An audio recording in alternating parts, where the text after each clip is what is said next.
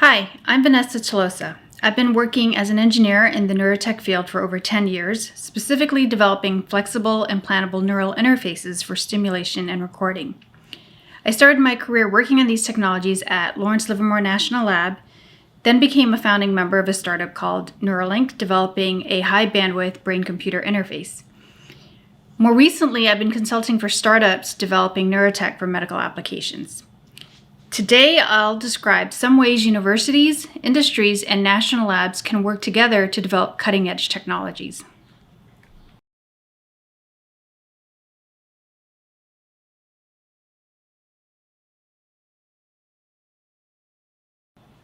Currently, there are 17 Department of Energy national labs across the United States. They were first set up during the Second World War to allow scientists to work together on problems that are important to national security and would be backed by the extensive resources of the government. These 17 labs have expertise in the physical sciences and are designed specifically to address large-scale, complex research and development challenges that require a multidisciplinary approach. The national labs have developed and accumulated a large set of unique instruments and facilities, many of which are found nowhere else in the world. For example, they developed and operate the National Ignition Facility, shown in this image, also known as NIF, which is the world's largest and highest energy laser. They operate 32 of the 500 fastest supercomputers in the world. They have discovered 22 elements of the periodic table. And most relevant to this course, the labs have been involved in several of the Brain Initiative projects funded to develop and commercialize neurotechnologies. So if you're an academic researcher or an industry, how do you get access to these great resources at national labs? There are several ways to do that, from standard agreements that facilitate collaborations like non-disclosure agreements or material transfer agreements, NDAs and MTAs, to the lab granting commercial licenses to industry, or through research agreements to execute the collaboration. Each lab might have different methods, so rather than going through each of these types of agreements, I encourage you to contact the specific lab's Innovation and Partnership Office to learn more about the options or work through your research partner at that lab. Which brings us to, how do you get a research partner or connect with someone at the lab or even learn about what their capabilities are? The answer is much the same way you would with any other research institution. A good place to start is the lab's website. So it can be overwhelming and some sites may be outdated, but it's a good starting point to learn what kinds of activities are happening at that lab and also to find email contacts for you to directly contact researchers. Conferences are also a great place to make a connection. Lab researchers regularly attend the same conferences you do, and many labs host their own workshops and events that you can attend. Many labs also have community outreach events and offers tours to the public, so be sure to look out for those opportunities. There are limitations to partnering with national labs that you should know about before getting too deep into your proposal writing.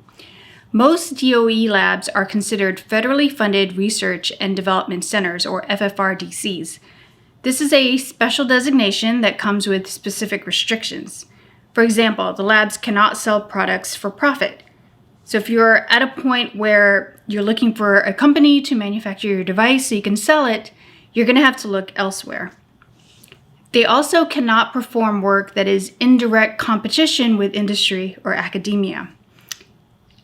And if you're applying specifically for an NSF grant, make sure you look up those restrictions. For example, FFRDCs cannot be the lead institution for an NSF grant, but they can be a subawardee. So the takeaway for this section is that national labs have unique resources that researchers and private industry can access through various types of public-private partnership agreements. And as with any other formal partnership, you should be aware of the limitations. So let's dive a little bit into partnering with industry. One way to do this is through a CRADA, or a Cooperative Research and Development Agreement. A CRADA is a formal agreement between a government agency and a private company or university to work together on research and development. Many labs have partnerships with industry, Its purpose is to make available government facilities, government intellectual property, and their expertise in order to speed up the commercialization of technologies. The industry partner, or the company, does have to provide research funds or in-kind contributions. And each party, so the company and the lab, retains title to their own inventions. The industry partner is also allowed to retain patent rights on inventions developed under the CRADA. National labs regularly partner with large companies, but if you're a small business, don't be discouraged. They actively seek to attract small business partners, and many provide entrepreneurial engagement opportunities like innovation hubs that provide training and mentorship for startups. What about licensing? So this is an important topic, and it's a question that comes up, as it should, early in partnering discussions. For this topic, however, it's best to speak to the IP office since the details depend on the specific type of agreement, and it's just too important for me to go through in this presentation. One example of industry partnering with labs to develop neurotech under CRADA is the Artificial Retina Project. This project was a collaborative effort to develop and implant a device into the eyes of people blinded by retinal disease. The result of this decade-long project was the first retinal prosthesis approved for commercialization. This multi-institute partnership was led by a startup called Second Sight Medical Products, and it involved 6 national labs supporting the project from feasibility all the way to preclinical testing. The labs contributed in multiple ways, including Arga National Lab, which worked on materials development using their ultra-nanocrystalline diamond technology, Brookhaven National Lab, which performed neuroscience imaging studies for the early model of the prosthesis, and Lawrence Livermore National Lab, which developed the flexible electrode arrays, packaging technologies, and system integration. There are many benefits for a company to partner with the national lab, including licensing rights to co-develop patents, and, as I mentioned already, access to lab capabilities. Specifically, the industry partner can gain access to custom-developed equipment, which can be very expensive, and many years of funding have been put into them. They can gain access to experienced full-time engineers and scientists, and access to decades of materials and engineering know-how. This can lead to cheaper and faster time to commercialization, particularly for startups. Or the data that comes out of these projects can be used to raise funding from other sources like venture capitalists. The national labs also fill a technology development lab gap. Your technology might be at a stage where it's too early research for a vendor, but also not novel enough for academia. So this is a stage where reliability and systems integration are more important and where the labs can uniquely help. The takeaway for this section is that private companies can benefit from partnering with national labs on developing technologies from early stage feasibility all the way to pre-commercialization. What about academic researchers who want to partner with labs? One way is access to their user facilities. For example, Livermore National Lab allows external researchers to apply for time using the big laser, NIF, or using their high-performance computing capabilities. Some labs are part of academic centers that are developed for a specific local region. The most common way universities work with the labs are through funded grants, where lab researchers can act as PIs, co-PIs, or subawardees to your grant. One source of funding for neurotech collaborations is the National Institute of Health. Here is an example of a NIH U01 grant led by Livermore National Lab and UCSF. For this project, we set out to develop a high channel count system capable of long-term neural recording in behaving animals. This required collaborations with startups, other research institutes, and universities. So these types of partnerships work well when the grant mechanism has a large scope, like a U01 or Center grant, when the project is a systems-level engineering challenge that requires interdisciplinary work, and when you can clearly articulate the national lab's unique contribution to the project. In this case, the unique contribution was LNL's history of making long-lasting implantable neural probes, which was critical to meeting the scientific goal of the project. Another common funding mechanism for university lab partnerships is through DARPA grants. DARPA is an ideal funding partner because they typically solicit calls that require multidisciplinary teams and system-level engineering with an eye toward commercialization. Here are two NeuroTech examples from DARPA Brain Initiative calls. In the subnets and RAM projects, DARPA sought to develop closed-loop DBS systems to address psychiatric disorders and memory loss. Key to this solicitation was a requirement that the technologies be developed for clinical applications and have a commercialization plan.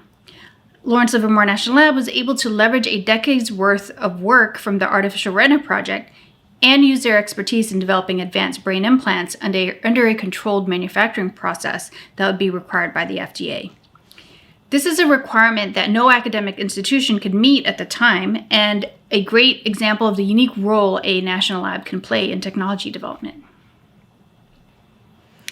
A lesser-known way to fund projects within national labs is through the Department of Energy.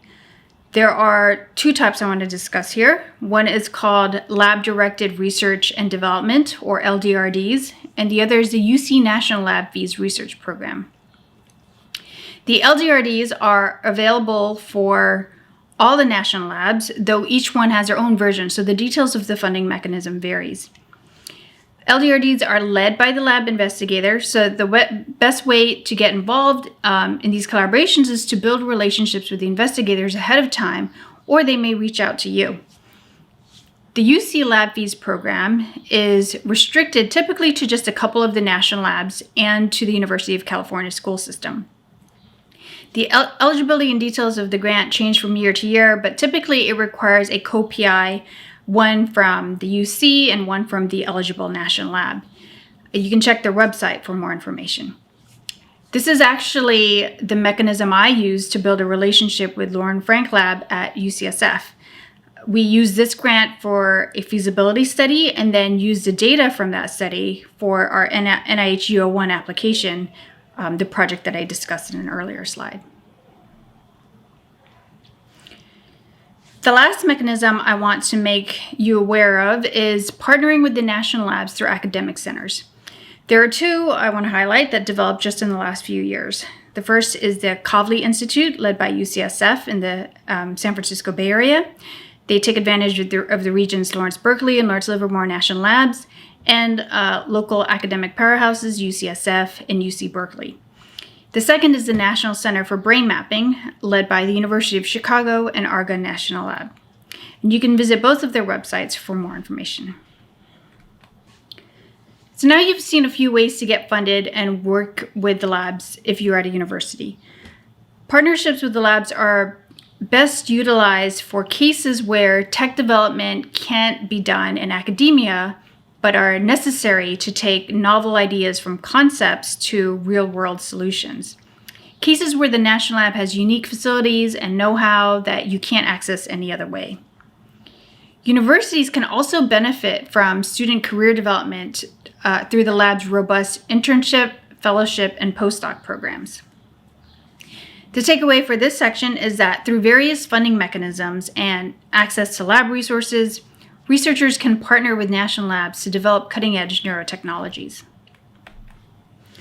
To wrap up, the takeaways from this section are: national labs have unique resources you can access through public-private partnership agreements.